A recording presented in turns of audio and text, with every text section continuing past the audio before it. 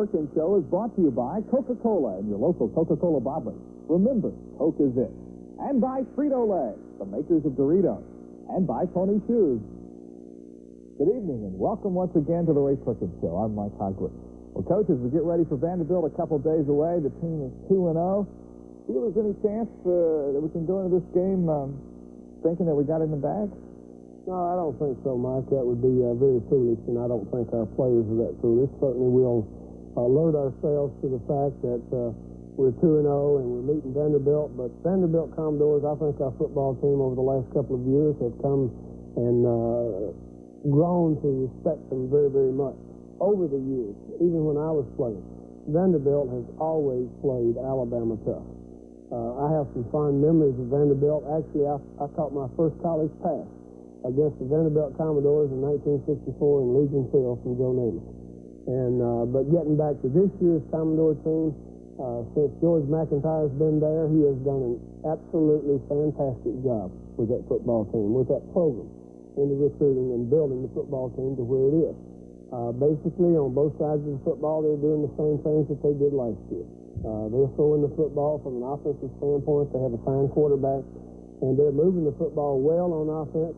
And they've got some very fine football players on both sides of the football, and I look for a very tough game. George McIntyre said that because they throw it so much, he doesn't call them running backs. He calls them catching backs.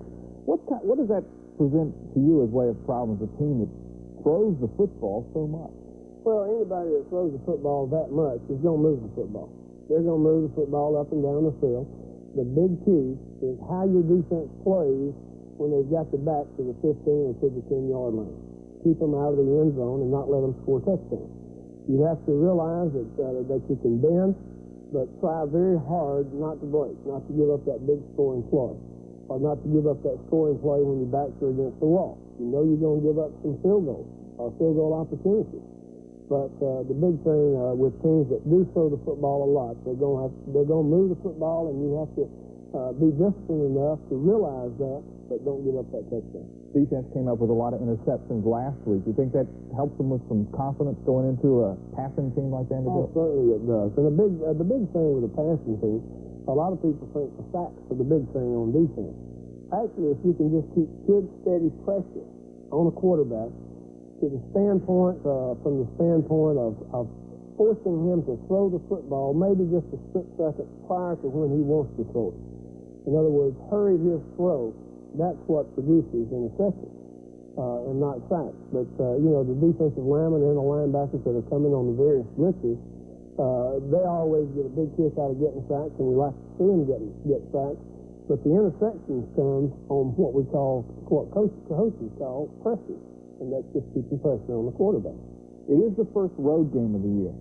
What effect will this have on the team and on the team's preparations? Do you change anything because you're going on the road? Well, we won't change anything as far as our during-the-week preparation. We'll talk a little bit about it being a road game, playing in Nashville. It will be our first experience of playing with this football team on the road, and it is a little bit different if you let it be different. I think that's the only way. I think we have enough of our fans that are going to travel with us, that will be there in Nashville with us, that will be cheering our football team on, and we appreciate that greatly, and we need that. But at the same time, we will be playing on the same dimensions as far as the football field is concerned. Regardless of where the football field is or what city it's in, it's still the same length, the same width, the hash marks in the same places, the goalposts are the same dimensions, and they're in the same places. As long as we can keep that in the same perspective, and just concentrate on doing our job, regardless of what opponent's lining up across from us, regardless of what team that we're playing, and regardless of the record. Just try to play the best of our ability. Earlier this week, I had a chance to visit with Vanderbilt coach George McIntyre and ask him what his team had to do to beat Alabama on Saturday. I think we have to play a lot better than we played the last 2 weeks. We've been making more mistakes mentally than we've made at Vanderbilt previous. So I think we have to cut down on that. We cannot throw the ball away like we did last week. And I think we've got an offensive team that's capable of moving football, but we have to make good decisions. We didn't make that with our players last week. What about the Alabama Crimson Tide this year?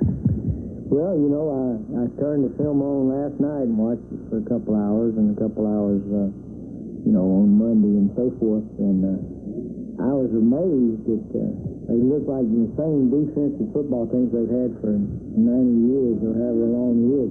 Offensively, they're really exciting to watch if you didn't have to go play them. They formation you a great deal. That's what we've tried to do, and they move the ball around a lot. They've got an outstanding quarterback in Lewis. This offense really fits him so good. And those two wide receivers, Bendros and Joey, are just tremendous players. I think we have a great offense, and I think as the year goes on that we'll all see that.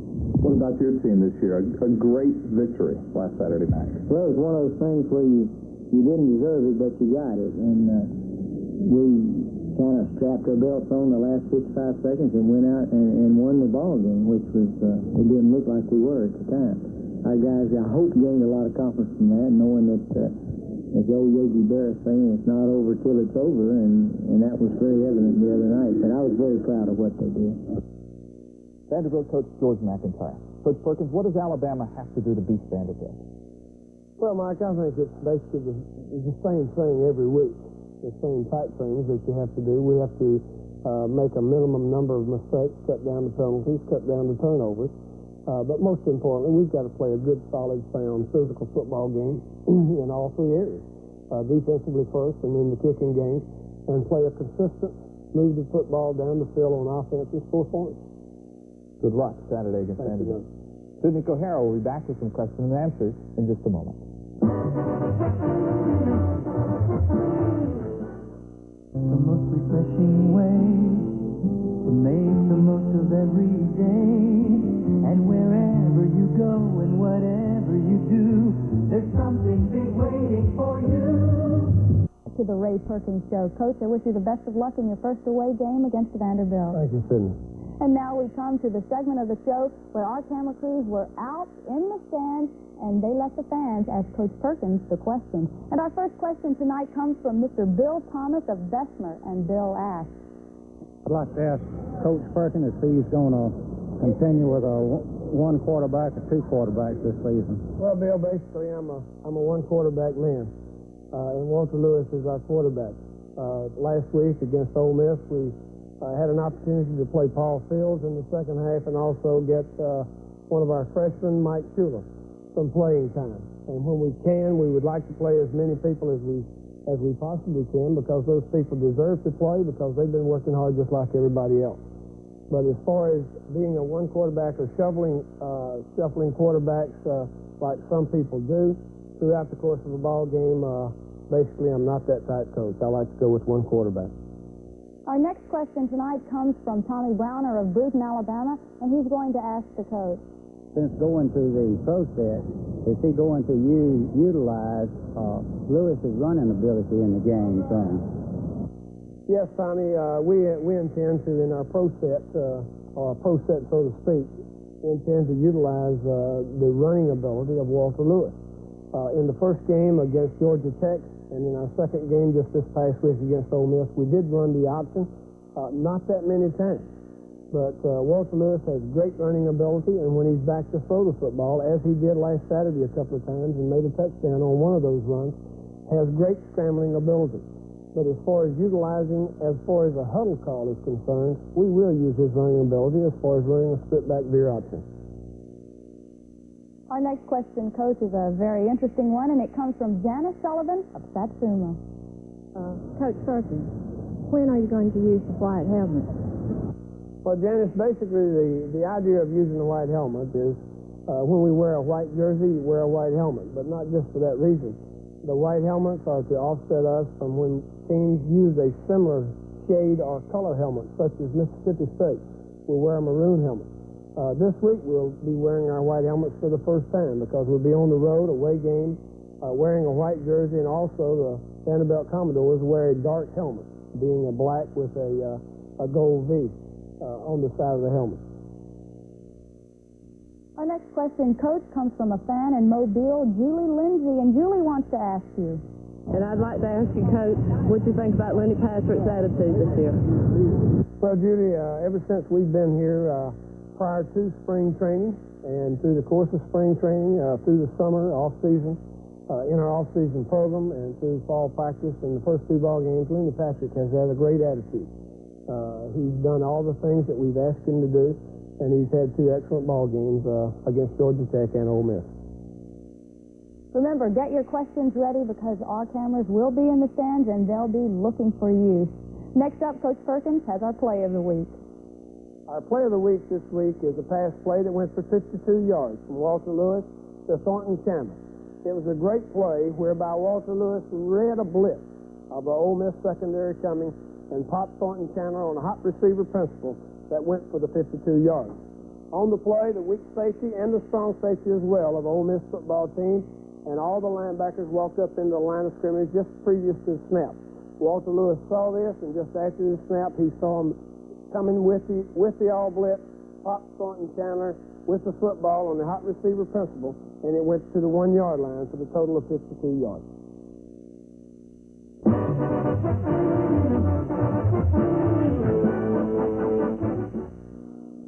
He's a punter from Montgomery, and John Hand, big defensive lineman from Sylacauga. Malcolm, we'll start off by talking to you, and I think it's very unusual for a football player to also be a pre-med student, which you are. Has it been tough over your years here to combine football and preparing to go to medical school? Yes, it has, Mike, but that's what life's all about. Challenges that are afforded one person. Anywhere you go, anything you do in life, there's always going to be a challenge in front of you. And my challenge was to combine football and to be good academically, too.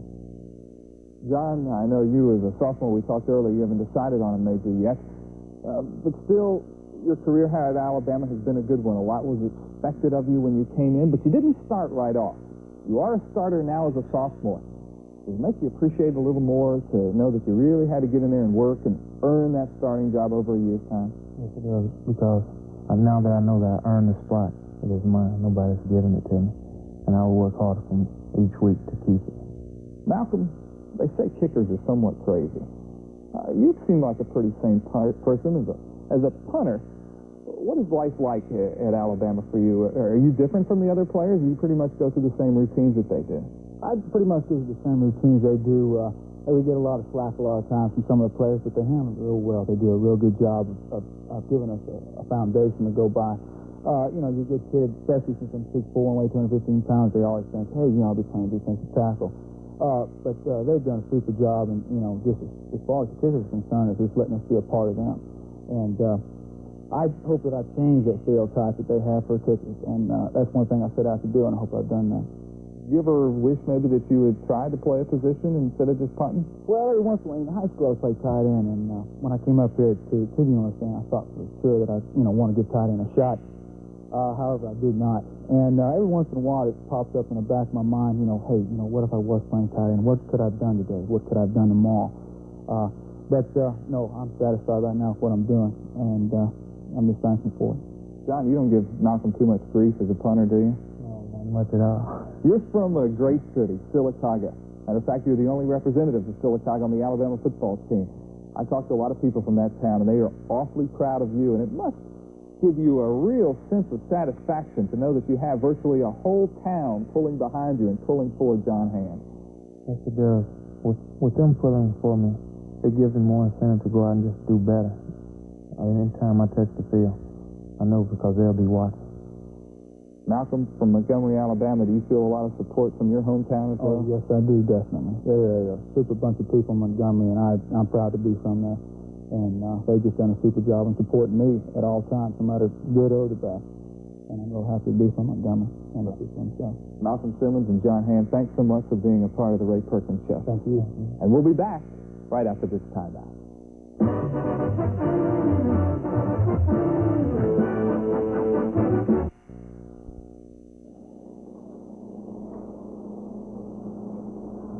The workers on this assembly line almost found themselves on the unemployment line. And emission control devices. It's also a research facility for the University of Alabama. In January, the Rochester Products Division of GM, the United Auto Workers, and the University of Alabama entered into an agreement to operate the plant as an applied research facility. This action averted the previously scheduled shutdown of the plant and saved the jobs of the factory workers. In return for this real-life research facility, the university had to identify almost $500,000 in cost savings per year over a 3-year period. Last Friday, only 8 months after signing the agreement, the task force announced that the $500,000 goal had been met and exceeded. So today, I am here to say to each and every one of you, congratulations. Yes, America's putting it together right here in Tuscaloosa. You have responded to the challenge of changing the things that have to be changed to provide jobs that are productive as well as secure. Jobs is what our economy is all about. University President Joab Thomas credited faculty, staff, and students for the success of the project. He says this is just the beginning. Research universities can play a very significant, if not the key role in the economic development of a state or region. I'm convinced that this particular project gives us an opportunity to put our commitment on the line, to demonstrate in a very real and meaningful way, in a very practical way, the kind of difference that a research university can make. The good news here will hit the workers right in the wallet, because not only are their jobs safe, but as part of the original agreement, the employees contributed a portion of their paycheck to help get this program off the ground. That money is being refunded to the workers just in time for Christmas. Coach Perkins, our Tide flashback this week on a great that I'm looking forward to hearing about. Billy Neighbors, part of that first championship team here.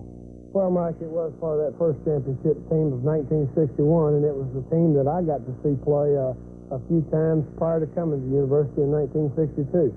And certainly Billy Neighbors is one of the greatest all-time greats of the University of Alabama, and one of the few people that made all honors as far as All-American as a two-way player, offensive and defensive lineman. Sidney O'Hara had a chance to visit with him, and here's a portion of that interview. With me is Mr. Billy Neighbors, who is an integral part of that 1961 national championship team down at the Sugar Bowl. You beat Arkansas. You had an unblemished record, 11-0. What was it like when that final buzzer sounded? We were very happy, very proud that we went 11-0. Arkansas had a great football team. Matter of fact, it was 10-3, and they threw a pass to Lance Alford in the fourth quarter, and Butch Wilson intercepted to clinch that victory for us. But to play on an undefeated team, a great team that gave up something like 23 points the whole year, was a thrill, and it's still something that I always remember. And you played in a very important part of Alabama football history. You played 3 years because at the time you played, freshmen weren't eligible, but yet you only lost 3 games those 3 years, and you made All-American honors. You are now in the Sports Hall of Fame. How does that make you feel? I'm very proud of that, especially of my teammates who I played with. We lost 3 games. Georgia beat us in Athens, Tennessee beat us in Knoxville, and Penn State beat us in the Liberty Bowl. Those teammates of mine and ex-players of the university, really, we all have something to be real proud about for those that 3 years time. Well, fans of Alabama football, I'm sure, remember all the great things that you did. You're now a broker in Huntsville. Has your football record and your football history followed you throughout your career? No question about that. Every day I meet people. People call me at parties that remember that great football team and those great 3 years that I had at the university. I bet it makes you feel good to be part of it. I'm very proud of that. Well, now you're able to come back to the university because you've sort of started a family tradition. You can watch your son, Wes, play on the team. What does that feel like? I'm very proud of Wes. Wes has worked real hard. He's always wanted to be a football player, and he has high goals for himself. And he's gotten better, and I hope that he will continue to contribute to the university. Well, that's great. Do you ever think while you're sitting in the stands looking down at the field some 20-odd years back that maybe you would like to get back on the field? Oh, no, I had my chance, and I retired in 1970, and I gave it up then forever. After 8 great years in the pros, I might add, 3 years all pro. I was very fortunate to play on some good football teams in the professional football that helped me make All-Pro. A very proud man, Billy Neighbors, a great football player who made great contributions to this university and this program. Also, a very proud man and father for his son, Wes Neighbors, who is now on our football team, and I think will someday be a great one, too. Coach Perkins, good luck to you as the Tide hits the road for the first time. Good luck against the Vanderbilt Commodores. Thank you, Mike. And we hope to see you next week for the Ray Perkins Show. Till then, I'm Mike Hogwood. So long, everybody.